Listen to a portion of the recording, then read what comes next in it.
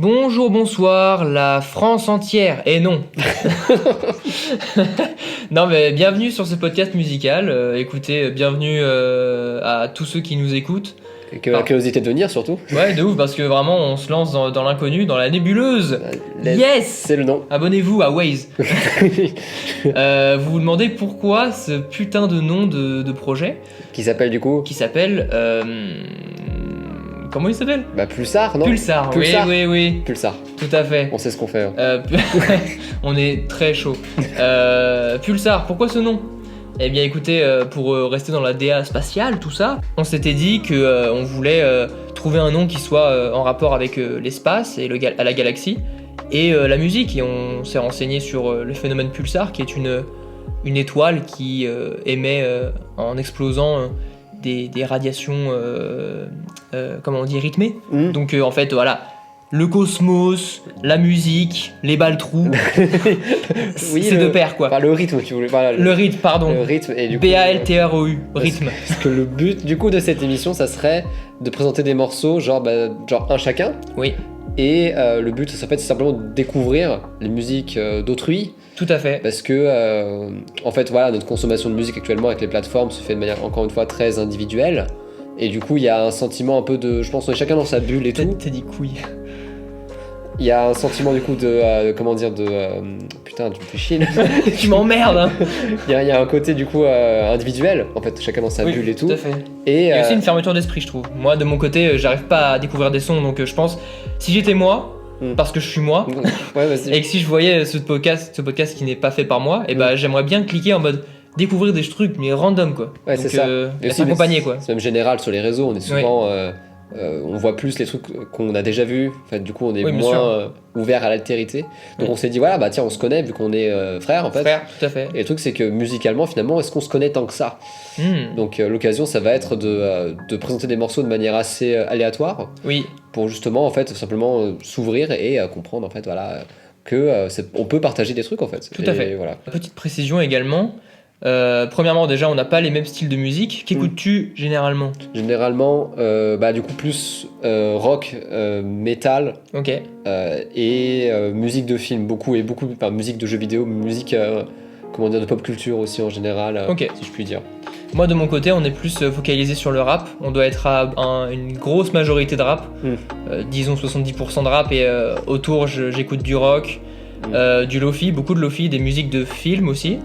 Donc on se rejoint sur certains aspects, mais on est divergents sur certains... Étrangers par le style.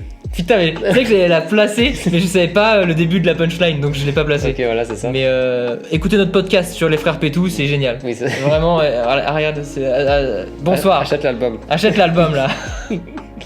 Non, mais du coup, on disait que moi je suis plus rap et toi t'es plus metal, rock, tout ça. Ouais. Donc c'est intéressant de voir la divergence de nos goûts et voir comment ils se rejoignent aussi. Et deuxième petite mention, c'est que le projet en fait Nick t'es mort, j'arrive pas à parler. De ce podcast, c'est que en fait on a un concept de ne pas se faire écouter la musique de l'autre. En gros, on va le découvrir en live. Et il y aura un feedback de l'autre en disant bon, j'ai bien aimé, j'ai pas aimé, va te faire enculer. non, mais je veux dire voilà, le but ce serait en fait d'avoir un autre rapport à la consommation de musique. Oui. Parce que je sais personnellement que quand je clique sur un morceau, c'est vraiment pour avoir la dopamine qui va avec, en mode oui, bien sûr. Il me faut le résultat vite. Et là, le fait de littéralement lancer dans un morceau, on sait pas ce que c'est. Ouais. Je pense qu'il y a beaucoup, ça peut éveiller un truc. Enfin, j'ai hâte de commencer cette émission. C'est un peu comme un glory hole. On va y aller, on va y aller. Tu sais pas où tu vas, mais tu vas. On y va. On va commencer peut-être. Bon on va vous lancer le son en entier, voilà, et on se retrouve juste après. C'est parti.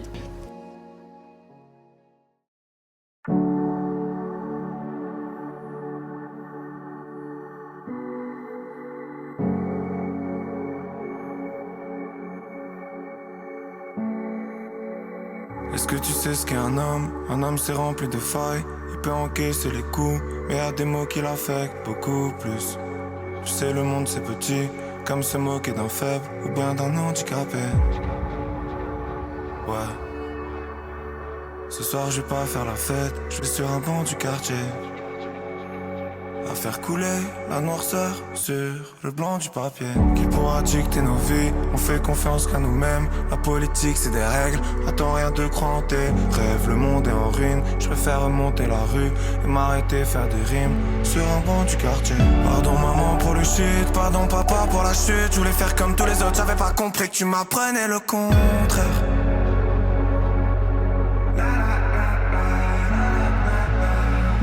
On pleure dans l'alcool, les problèmes c'est comme les flics. Tu les esquives tous les jours mais n'oublie jamais que tu peux les rencontrer.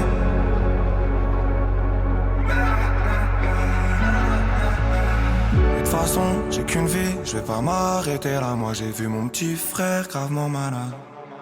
On crie tous les étapes à sa manière. Lui il a pris le fer avant la lame. Un soir d'hiver dans Paname. Résultat, un mort, mais pas que. Une daronne qui pleure des larmes au parloir. Elle a fini seule et triste, à ressasser ce qui n'est plus. Les larmes tombent plus que la pluie sur le banc du quartier.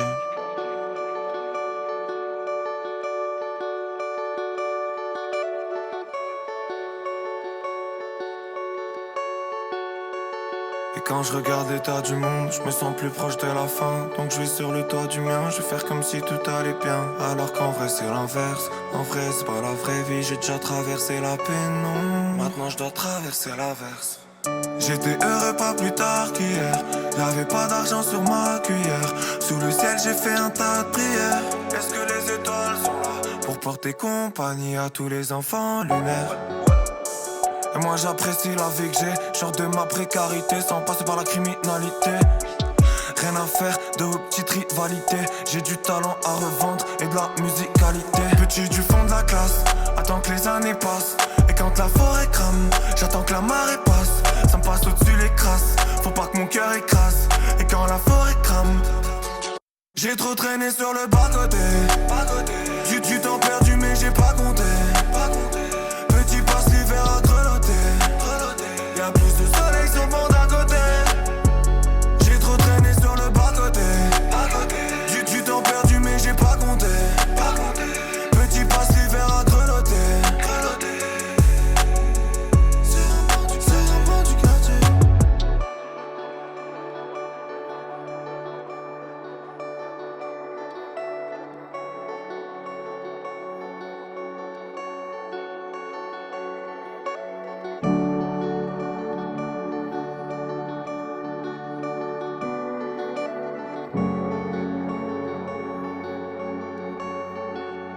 Voilà.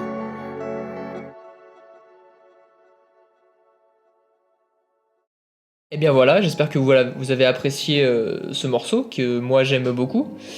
Du coup, pour vous faire une petite présentation de l'artiste et de la musique, je vais le faire très brièvement, hein, mais c'est quand même assez intéressant.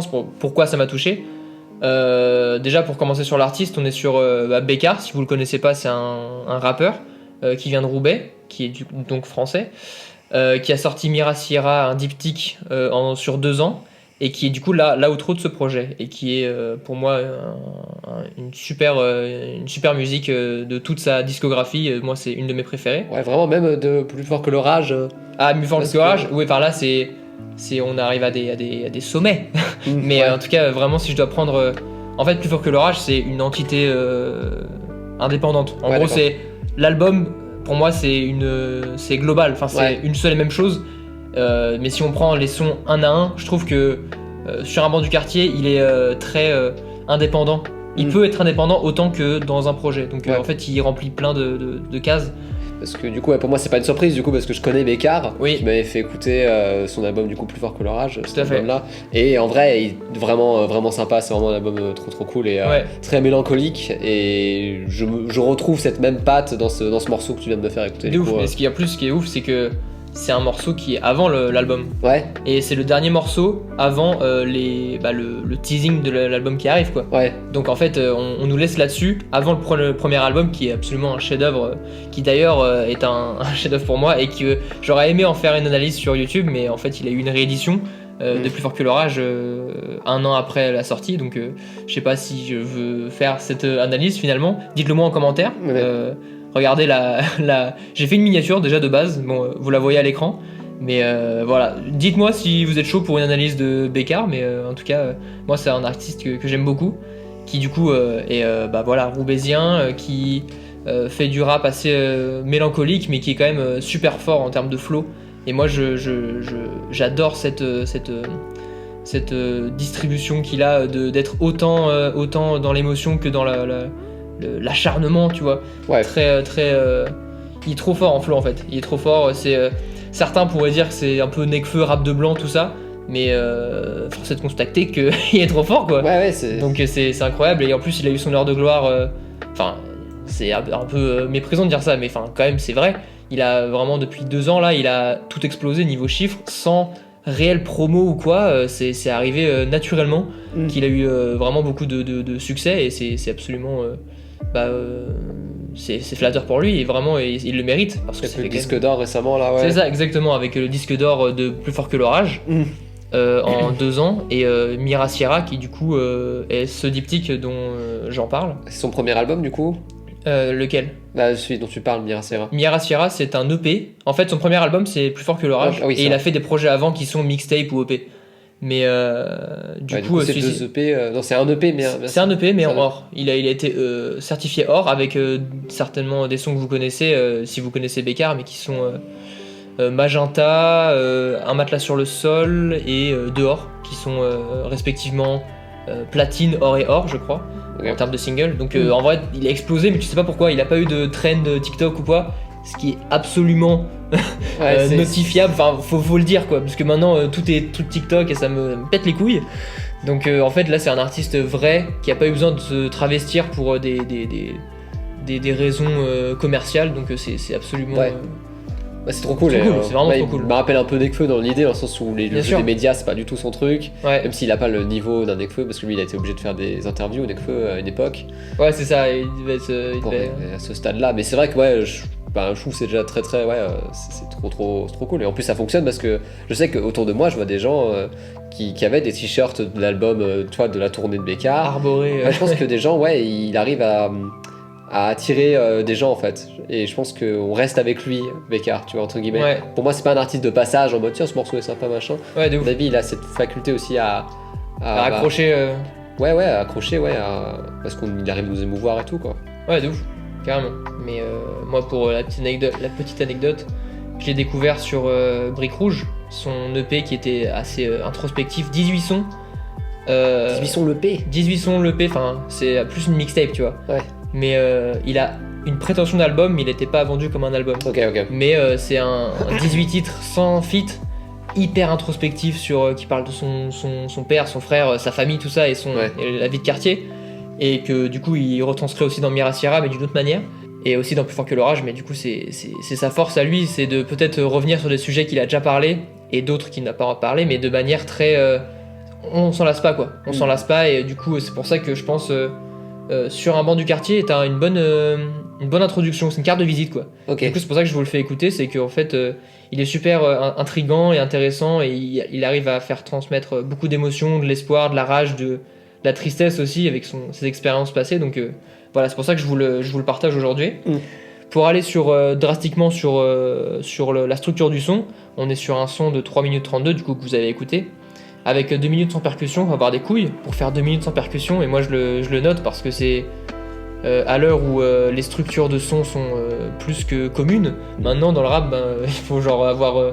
si tu fais un son de 3 minutes 37, tu sais, genre t'es dans l'algorithme, t'es pas référencé, quoi. C'est vrai. Non, pour moi c'est pas... Enfin c'est pas vrai, mais c'est juste que genre personne n'écoute des sons de 4 minutes maintenant, tu sais. C'est 2 minutes 20 avec deux refrains, 2 couplets. Y a pas un bail aussi pour que ça passe à la radio, faut que les 5 premières secondes elles te chopent. Je sais pas, j'ai pas les refs, mais apparemment c'est ça, enfin ça arrive, du coup petit solo guitare qu'il faut bien, tu vois. Bien mais sûr. Genre, le fait de pas mettre de percu avant 2 minutes, c'est faire confiance aux gens qui écoutent. Ouais, exactement. Et surtout pour avoir, si on peut dire, une récompense, si le refrain dans une musique est une récompense, là on arrive à un stade d'amplitude où là ça a de l'impact vers la fin, quoi. Exactement, de ouf. Mais du coup, pour revenir dessus, on a 2 minutes sans percussion avec juste une seule minute de percussion ça tabasse bien, il débite bien comme il faut, avec des lyrics qui sont impactantes et que moi j'adore. Et avec 30 secondes d'outro. Vraiment c'est assez long parce que de base tu fais 2 temps, 2 ou 3, enfin limite 4, et après tu fais un fade out sur tu sais tu diminues le son quoi, jusqu'à qu'il arrive à 0. Ouais. Là, 30 secondes c'est énorme, avec en plus il lâche à la fin un voilà qui est. Il est pas. Tu l'as entendu ou pas? Ouais, tu très significatif. Ouais, significatif, qui est en fait dans son parcours d'artiste, où en fait il a pas sorti d'album, il nous laisse son dernier son avec un voilà. Moi, ce voilà, je l'interprète comme le dernier son d'une époque. Maintenant, il faut s'atteler à l'album de ma vie, parce que en ayant acheté l'album et en ayant lu le livret, c'est l'album qui lui tient le plus à cœur. Donc, Plus fort que l'orage. Ouais, c'est pour ça que ce voilà de la mixtape d'avant le plus fort que l'orage, il veut tout dire. Ça veut dire que, ok, voilà, j'ai fait des mixtapes avant, maintenant on s'attaque au sérieux. Ok. Et on va faire du lourd, et ça a été du lourd. Mais ce voilà, il veut tout dire, autant du doute que de la confiance et de l'espoir, je pense. Donc un seul voilà en fin d'outro de 30 secondes, c'est percutant quoi. Moi, j'ai un peu interprété comme. Je sais pas de manière aussi positive, parce que j'ai pas le regard sur la carrière, mais juste le côté en mode voilà, vous avez vu votre musique. Tu vois, Ah, tu l'as vu comme ça? Je l'ai un petit peu comme ça, ouais. Moi, dans le ton, je l'ai pas eu en mode voilà, voilà, maintenant on fait quoi? Vraiment, moi, la suite de la phrase ça aurait été voilà, bon, maintenant on fait quoi? Ou alors un voilà de flex, moi j'ai soit l'un soit l'autre. Voilà, avec les bras qui chauffent les muscles. Ouais, c'est ça. Ok. Non, mais chacun son interprétation, mais moi je l'ai clairement interprété. Qu'est-ce qu'on fait ensuite quoi? Ok. Maintenant on go sur l'album, et c'est pour ça que j'étais assez hypé pour l'album, qui fait que. Et t'as acheté l'album du coup? J'ai acheté l'album 2 fois, 8 fois. Je l'écoutais chaque jour que Dieu fait. Même la réédition, pas la réédition de Plus fort que l'orage, qui n'était pas incroyable, pas au niveau. Mais qui a réussi à faire décrocher l'or pour Bécard pour ce premier album, et c'est plus que remarquable, et on le félicite. Okay, bravo mon chef, c'est sûr. Si t'écoutes. Mais du coup c'est trop cool, et j'en ai fait la participation. J'ai acheté, j'ai streamé, j'ai acheté. Ok, d'accord, voilà. Je suis actif. Ok. Je suis un client actif. Let's go. Mais voilà, mais pour revenir sur le son, on a une structure très atypique, avec des synthés percutants, une guitare qui te fait sortir les larmes. Oui. Des lyrics qui sont aussi impactantes. Moi j'en ai noté 2-3 qui sont assez.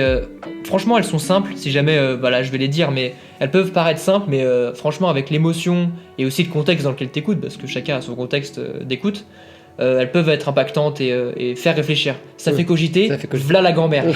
Okay. V'là la gamberge. Du coup, je vais les citer. On a Ce soir, je vais pas faire la fête, je suis sur un banc du quartier. Étant très peu fêtard, je me reconnais à fond là-dedans. Petit du fond de la classe, attends que les années passent. Très clairement de la passivité et de la fainéantise. Et aussi, les larmes coulent plus que la pluie sur un banc du quartier. Bon, c'est moins identification, mais je la trouve très belle cette phrase. Ok, parce que tu pleures pas, toi, tu pleures pas. Moi, cœur de pierre, cœur de glace. Voilà, jamais je pleurerai. Non, mais c'est plus la phrase qui m'a fait. Je suis touché quoi par cette phrase, et elle est bien écrite, et en plus elle relate de la tristesse qu'ait pu avoir Bécard en étant au Briques Rouges, en sachant que, enfin, toi tu sais pas, mais c'est le quartier dans lequel il a grandi, le quartier roubaisien des Briques Rouges. Je sais pas si t'as la ref, mais c'est Poulvord. À un moment il met un extrait dans la mixtape Bécard. C'est Poulvord qui fait c'est les briques rouges, et c'est un film, je crois, un film en noir et blanc. Donc voilà, c'est une ref. Ah ouais, je crois le connaître. T'as peut-être le titre? Il me semble, non, j'ai pas le titre, mais c'est le premier film de Poulvord, je crois. Ouais. Et bah peut-être que c'est ça. Ouais. Mais du coup, il décrit le quartier roubaisien dans lequel a grandi Bécard. Et c'est pour ça que les larmes coulent plus que la pluie, c'est assez poétique. Sachant qu'il pleut beaucoup dans le nord, donc en fait c'est un peu une espèce de pas de métaphore, mais d'exagération sur il pleut beaucoup dans le nord, mais la tristesse elle est encore plus grande que la pluie. Genre il y a plus de larmes qui coulent sur nos joues que la pluie. Tu vois, donc c'est assez fort. Une vraie sincérité dans les paroles, une auto-identification qui marche à fond sur moi et sur plein de gens, du coup, vu que maintenant il a réussi à péter comme il se doit. Oui, aussi dans le son, on a une accumulation de percussions qui fait qu'on rentre bien dans le son. À 2 minutes, on a des hi-hats qui arrivent, après on a les kicks et claps. Et claps, vraiment les claps. J'ai pas le... des kicks et des claps. Mais j'ai mis claps, vraiment. Claps, on dirait des chips. Les claques. Je prends battre les claques, filme mes pieds. Filme mes pieds. Mais non, c'est pour ça que la structure est assez atypique et percutante. Voilà, moi je l'adore. Et une guitare en lead qui fait qu'on accroche beaucoup au morceau, quoi. Et voilà, je finirai la description de ce son pour dire que c'est un super son mélancolique, teinté de bons flows et de belles mélodies. et qui s'écoute pas du tout dans les transports pour moi en termes de contexte d'écoute. On n'est pas sur une musique que t'attends pour passer le temps. Une musique qui fait beaucoup réfléchir, même si les phrases peuvent être simplistes. Si jamais vous dites les larmes coulent plus que la pluie, c'est nul, tu vois. Y a pas de vraie structure si ça se trouve. Moi je l'adore, mais vous pouvez peut-être dire que c'est simpliste, mais ça fait cogiter. Ok, d'accord, cool. Ça fait cogiter, et ce son, moi je l'écoute le soir, soleil couchant, la nuit sinon. Ouais. Et c'est des grands sons. Les outros, c'est généralement des grands sons. Et celui-ci, il est autant grand dans ma perception en l'ayant découvert que pour lui aussi en tant qu'artiste. Parce que, pour l'anecdote, j'ai été présent à un live de Bécard sur Insta. Et il voulait prendre les avis des gens pour connecter avec son public, tu vois. Et moi, j'étais dedans et j'ai écrit entre deux phrases... que sur un banc du quartier, super outro, genre je l'adore, tu vois. Et il m'a répondu. Et let's go, il m'a dit je suis d'accord avec toi de ouf, et je suis très très fier de ce son. Donc moi j'ai été hyper flatté qu'il me lise, tu vois, et qu'il me réponde. Et il avait pas encore sorti Plus fort que l'orage, donc ça devait être à cet instant T un de ses meilleurs sons qu'il a créé. Donc voilà, le contexte est génial, une structure atypique, des percussions qui marchent, des instruments qui sont hyper nostalgiques, une interprétation poignante et hyper qui permet de s'identifier, quoi, qui fait qu'on passe un super bon moment de 3 minutes 32. Et je pense que c'est à ton tour de présenter ton son. Ok, d'accord, cool. Bah écoute, déjà merci pour cette présentation. Moi, la mienne du coup sera beaucoup moins exhaustive. Ok. Genre vraiment, ça va être très vraiment sur en fait, le ressenti. Le ressenti. Qu'est-ce que ça m'inspire ou pas. Juste peut-être avant de lancer mon morceau, oui. J'aimerais dire qu'en fait, il faut un peu s'accrocher. Mais ça va bien se passer. Mais si vous n'aimez pas, évidemment, vous pouvez passer le morceau et peut-être aller directement à mon analyse, entre guillemets, ou arrêter le podcast et faire quelque chose de beaucoup plus constructif. Par exemple, la vaisselle. La vaisselle, exactement. Par contre, pardon, je t'ai coupé, mais tu m'as vraiment décrit le son comme un roller coaster. Il faut s'accrocher, mais si vous aimez pas, bah lâchez tout. Lâchez les bras et criez. Ça va. Normalement, ça va, mais en tout cas, voilà. Moi, je vais vous lancer du coup, tout simplement. Ouais. Et on se dit à tout de suite pour ceux qui y restent. Let's go.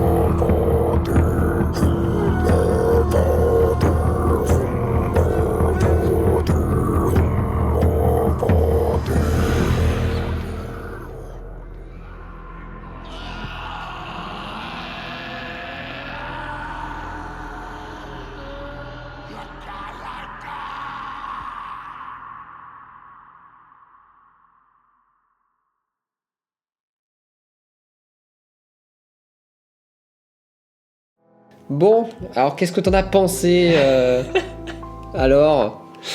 Waouh. Alors, étant très fermé d'esprit, étant resté sur mon bon vieux rap à la Bécard, putain. Ah ouais, je sais pas si je dois pleurer, si je dois crier, si je dois partir à la guerre. Oui aussi, ouais, c'est. Alors qu'on me donne une hache et une lance, une bouclier, et j'y vais direct. Okay. Est-ce que enfin l'expérience c'était quoi du coup C'était extrêmement étrange. Ouais. On m'a cassé la gueule. On m'a cassé la gueule auditivement.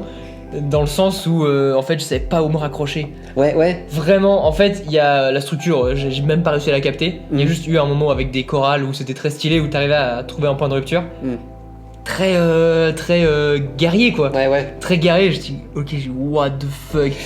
La voix de gorge là. Ouais. Ah ouais, mais c'est une folie hein. Mais c'est une folie. Et comment tu peux parler comme ça mais c'est pas négatif, c'est juste comment t'arrives factuellement à créer ce genre de truc dans ta gorge. T'as un crapaud dans la gorge, c'est pas possible. Ouais. Moi j'ai vraiment eu une expérience très étrange. Mais pourtant, c'était pas négatif. J'étais genre, ok, c'est pas du tout mes bases. Ouais. Mais c'est pas pour autant horrible parce que, ayant vu beaucoup de films de guerre, tout ça, c'est pas étranger quoi. Ok, d'accord. Mais c'est en fait, la consommation, elle est très étrange. Ouais, c'est vrai. Se poser avec un casque comme ça et écouter un truc de guerre sans avoir de la guerre en face, en film quoi. Ah oui, c'est ça. Donc t'es en fait, t'es amené à te battre. Voilà, tu es encouragé à te battre. Battons-nous. Mais en tout cas, ouais, ça a dû te faire bizarre de fait d'avoir simplement aussi à te focus sur la musique, parce que moi je sais que c'est le genre de musique déjà que du coup vous l'avez deviné peut-être, c'est une musique qui se suffit pas à elle-même entre guillemets, dans le sens où comment dire, elle vient surtout elle se suffit à elle-même c'est sûr, oui. Mais elle vient d'une œuvre visuelle, c'est un jeu vidéo.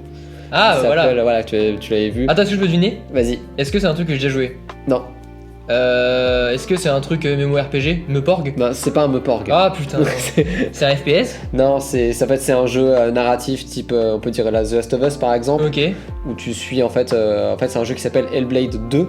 Ok, c'est la suite du premier. J'ai pas la ref même de nom. Il est sorti il y a quelques mois maintenant, donc c'est un truc très récent. Ah oui, c'est l'actualité. Et là, je te dis vraiment, l'album est sorti hier sur Deezer, donc j'ai sauté sur l'occasion pour... Merci à vous. Putain. Voilà, j'ai sauté sur l'occasion pour dire tiens voilà, autant le présenter. Et peut-être dire le titre aussi. Oui. A Rite of Blood and Fire. Droit du...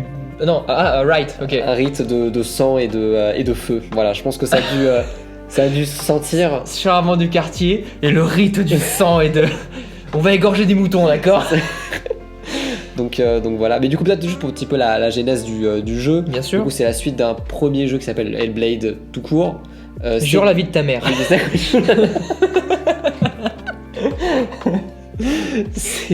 Et du coup tu suis une espèce de viking. On pourrait dire ça, c'est un personnage féminin qui s'appelle Senua et qui a des problèmes psychiques, on pourrait dire. Ah, c'est ce que tu m'as dit. Ouais, je t'en avais parlé juste avant. Oui. Psychologique et tout, dans le sens où elle entend des voix, du coup dans le casque, il y a beaucoup de voix qui te parlent et tout. Ouais. C'est une expérience très sombre, c'est un jeu qui te prend vraiment, et c'est exactement peut-être l'expérience que tu as eu maintenant avec la musique, à savoir... Je me suis fait agresser. Je me suis senti comme ça à la fin du premier. Et le deuxième est sorti, et du coup le premier, la bande originale a été créée par David Garcia Diaz, du coup qui est des compositeurs que j'aime beaucoup. Et c'était une bande originale très classique, du coup, avec des sonorités avec un orchestre et tout. Et encore, il y avait quand même des sonorités tribales. Et pour ce deuxième jeu, du coup, ils ont teasé de nouveaux artistes qui s'appellent, du coup, c'est un groupe qui s'appelle Heilung, qui fait de la folk expérimentale, apparemment. Je suis pas vraiment expert musicalement pour en parler plus que ça, mais en fait, on est face à t'as dû le sentir, un truc plus nordique. Ah, c'est tellement ça. C'est ça. On est vraiment dans le nord là. Complètement. Et cette musique, elle arrive à un moment du jeu qui est très sombre. Donc justement, c'est le personnage de Senua qui arrive, du coup, qui a survécu au premier, spoiler, et qui arrive dans un village qui, en fait, a été rasé, massacré. Vraiment, c'est le genre de jeu en fait où tu as des membres accrochés sur les murs pour faire un symbole, tu vois. Stylé. Ça va très très loin. C'est un jeu assez sombre et violent. Et on de Rings of Power. Un petit peu. Spoiler, il va y avoir un podcast Rings of Power qui sort dans 2 semaines. Allez, voilà.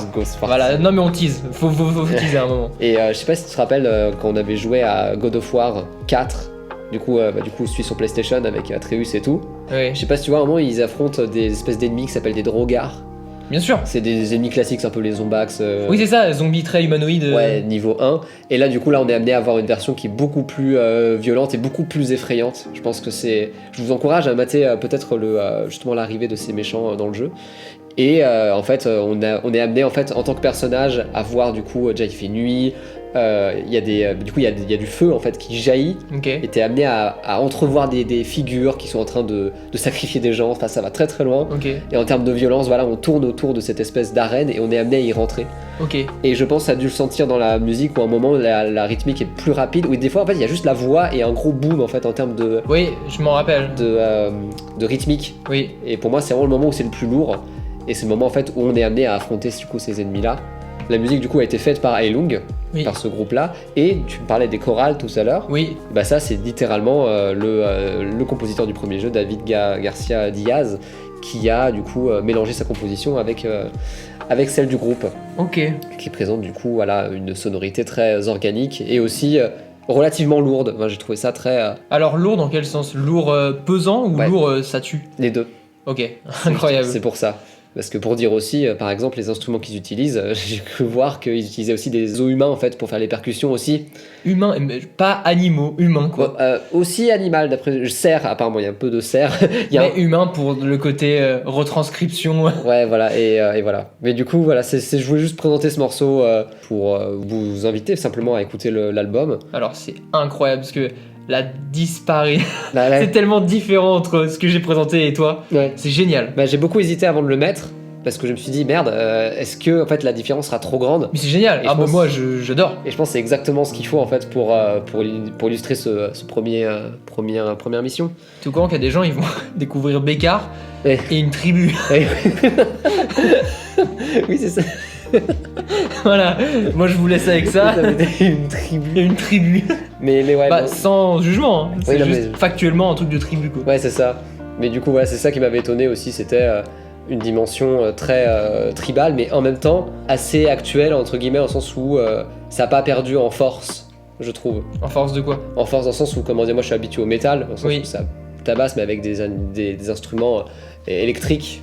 Ah oui, tu vois. Non, mais ça c'est très percussion à la mano quoi. C'est un peu à la mano, même si encore une fois c'est retouché, il y a beaucoup de mixage derrière. Moi j'ai senti la spatialisation des instruments. C'est vrai, ouais. Avec le casque bien sûr. T'as les chorales qui viennent je crois vers de droite, vite fait. Voilà. Ouais, non mais...